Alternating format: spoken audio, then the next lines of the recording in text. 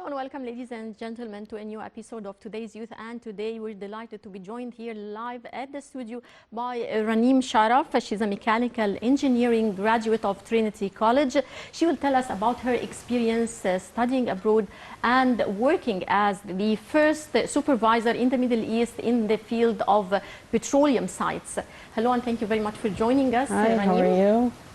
It's a pleasure to be here. Our pleasure also. Raneem, I would like you first to tell me about your very unique experience in studying in the U.S., in one of the U.S. universities, Trinity College, and how were you selected? I understand that you were selected through playing there. You were playing squash there, and they selected you to play for their university. Yeah. So tell me about this selection. Yeah, so I was playing in a tournament there.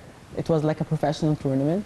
And then there was coaches there, so I went and I talked to them. And they, like several universities, not only Trinity. And then after I talked to them and I started to figure out, I was still in high school, so I was like in grade 12.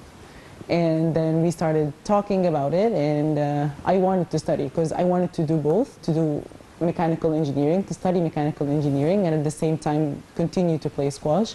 And that's why they wanted me to play for their team there.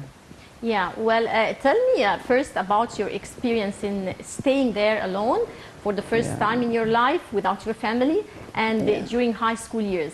Yeah, it was very, very tough because I was like 18 when I graduated high school, and then I started there in the first semester there. It was very, very tough. The first year was very, very tough because you're completely alone. You're responsible about everything that you're doing.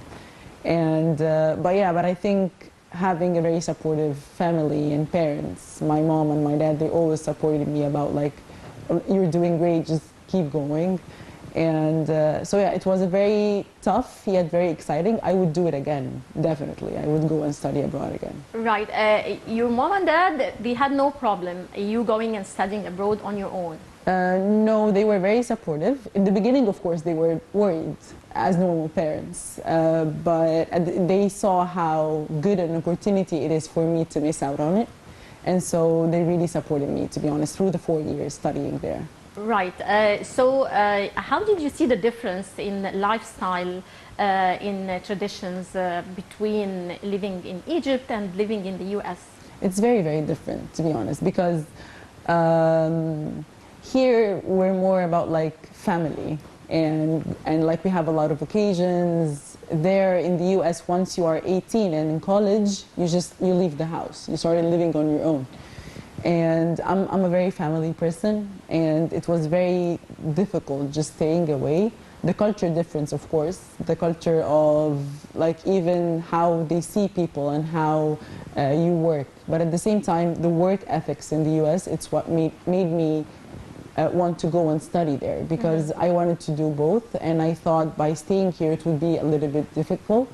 But in the US, because I was in the same, so the courts was in the college, and my classes are the same, and I'm living in the college too, so it made it easier with the like support of my coaches and my professors too. Right. So you were playing squash, you were at the same time studying and doing your household activities. I mean, as someone living on your own, right? Yeah, you were living in a hostel or in a dorm. In the dorms. In the dorms. Right. Tell me, how did you manage your time between studying, being on your own, and playing squash? Of course, you need hours of training. Yeah, of course. So my day would go as follows. So I would have classes from 7 a.m. until like 4.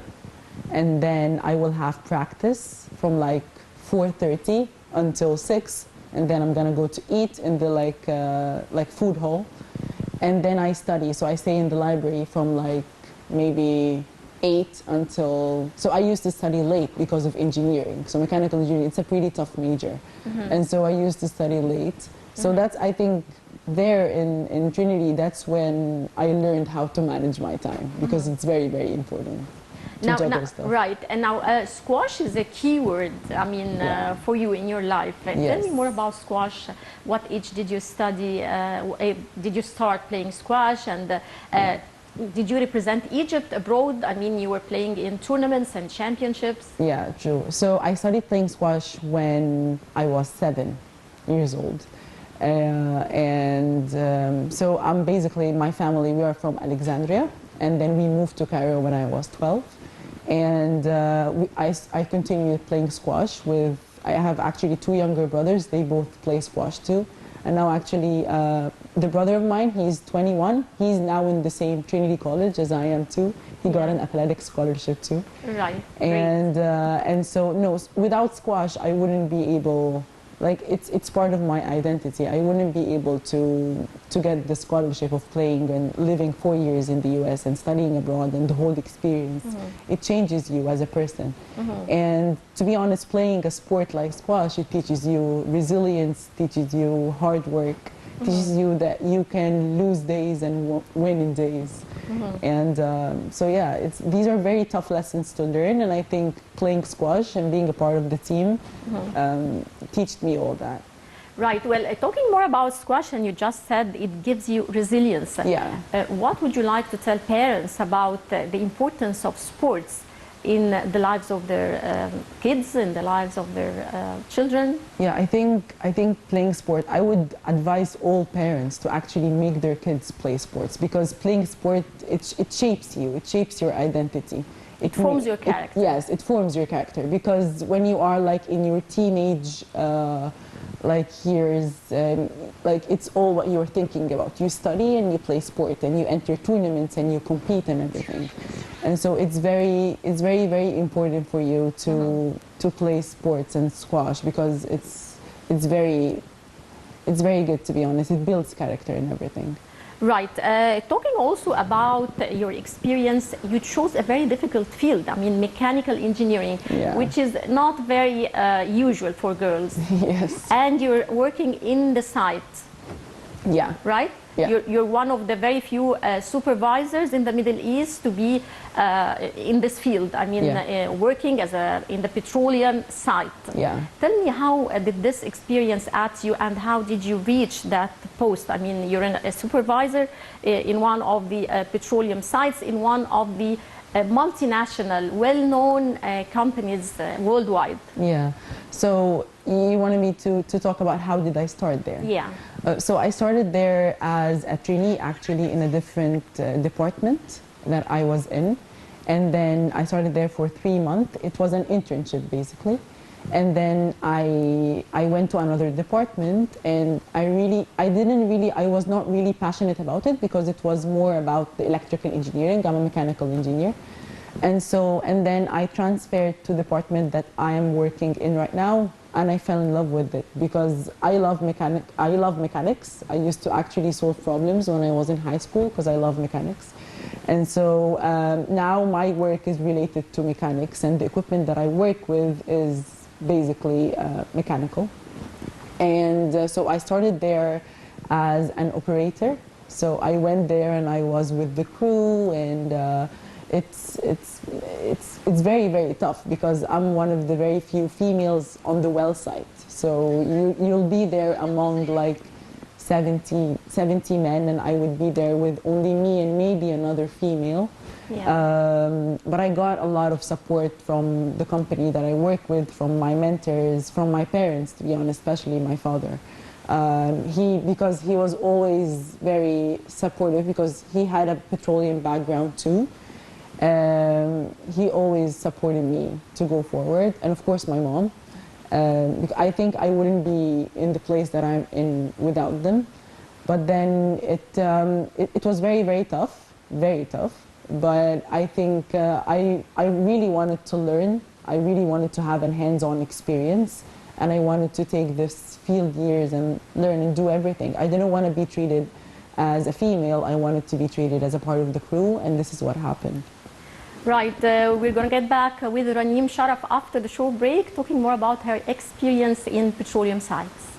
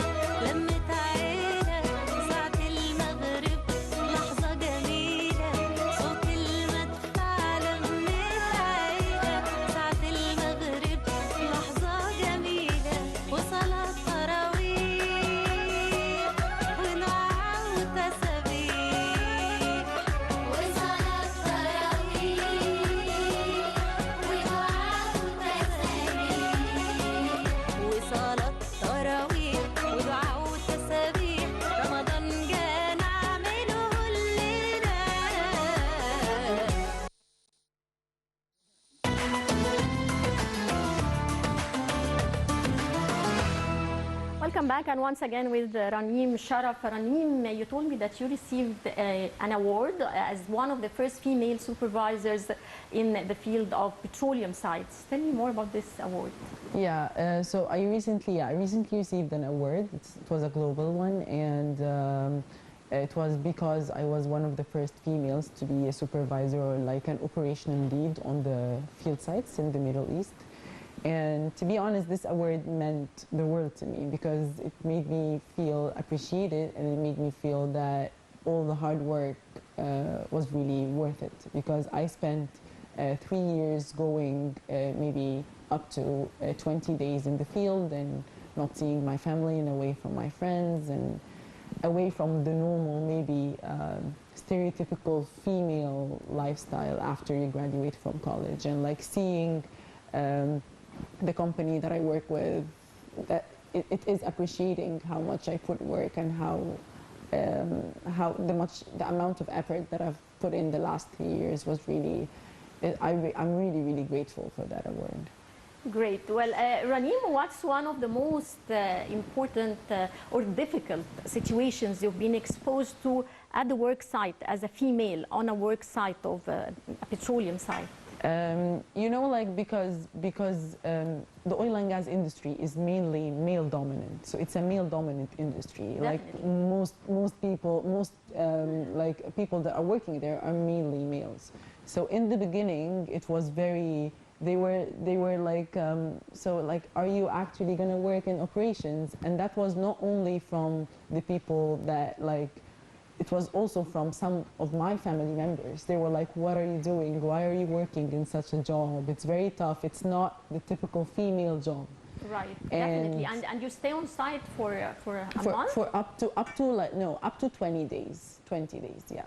So so like it's a lot. It's a lot because like, it's operations after operations, but at the same time I think maybe it's not the most difficult situation, it's the lifestyle. So I spent 3 years going away, missing Ramadan with my family, missing like wedding occasions, and like my friends getting engaged and everything.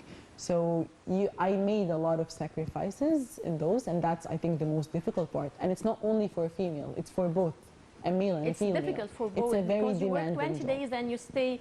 You take a vacation of 10 days. Of 10 for days. 20 days, you're totally away of your family, of your life. Of my life. It's like you are away. Like my crew is my family now for 20 days. So it's a very tough. Yeah, it's very tough job. But I think if you love it and you're passionate about it, like I am, you're gonna think it's worth it at the end. About it. I'm very passionate about my job. Yeah. I love operations. Great. Raneem, we're going to have some of your photos here on screen, and you can just tell us your comments. Okay.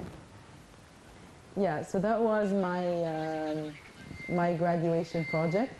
That was the engineering graduation project. That's when I graduated. That was the last year of school in Trinity. Mm-hmm. Right, and next we can. Yeah, that's my father graduation day.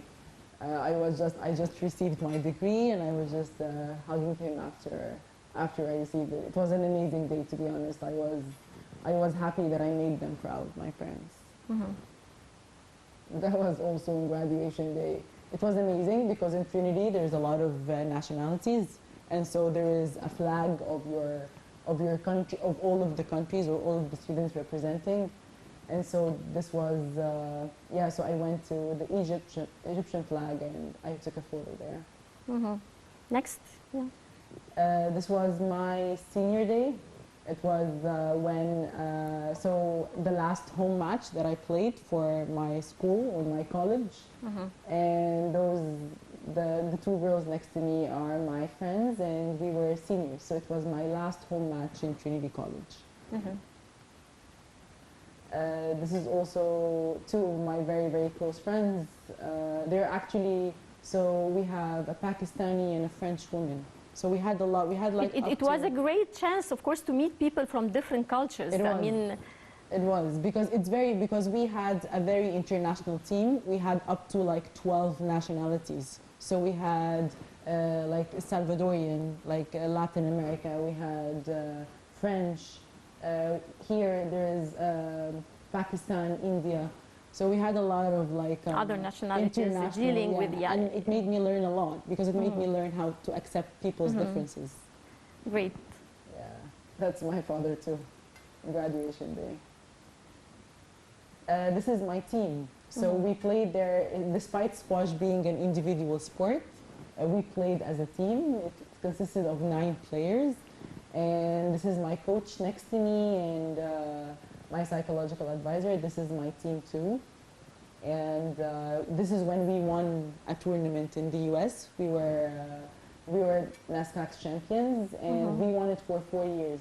All of my 4 years we won. And this is when I accepted the last award from work. This was last February, and yeah, I'm really proud of this award, and I'm really proud of. I'm grateful, to be honest, for this award. I'm really grateful for it. Definitely. This is me playing squash, and I love squash. You're a fan. I'm a big fan, and I'm happy that I can call myself a participant too. And you still play squash? Sometimes, not a lot because of my job. Because of the time. But yeah. But because of the time, but I try to just play squash. Yeah. Continue playing squash because I love the sport, and so I love playing it. Great. Well, Raneem, you just told me while we were looking at the pictures that this opportunity of studying abroad added a lot in dealing with different cultures, people coming from, it's a cosmopolitan society actually, dealing with different nationalities. What did you learn of this experience dealing with people from different nationalities, and how did you exchange your experiences and opinions about different issues? That's a very good question, because actually having an international and like learning about different cultures in school, this is what helped me in my job too. Because when you are in the real life, you have to accept, just like the one thing that I had to accept is like when you have to agree to disagree. And this is the one thing that I really learned from being and having different point of views, because it's fine to just like, if you can disagree about something, but at the same time you have to accept people's differences, and you have to accept that everyone is different, and you have to accept them as they are. You're not going to change them. Sure. Well, Raneem, females have achieved a lot of their rights, not only in Egypt, I'm talking internationally. So how do you think women can stay with her femininity and at the same time with her duties, and at the same time be independent and have a passion for her work and for job and so on? I think maybe I'm a little bit biased to females, but I think we have one thing that is very good in each and every woman, like whether she's Egyptian or like any other nationality. Like we are the queen, I think, of multitasking. So we can do multitasking. So when you can actually be passionate and be successful in your job, but at the same time be a successful mother and like a successful wife in your home and everything. And so I think women should definitely reach out, and I don't think the one thing that always like made me and kept me going is that I don't like being told that I cannot do anything, and this is actually what made me push that I can do. If you put your mind into it, you can do whatever you can. Right. Well, Raneem Sharaf, mechanical engineering graduate, thank you very much for joining us, and all the best of luck. Thank you so much. It's a pleasure. Thank you so much for having me. Thank you. Pleasure having you, dear, and thank you so much, dear viewers. Don't forget to join us next week, same time. Till then, goodbye.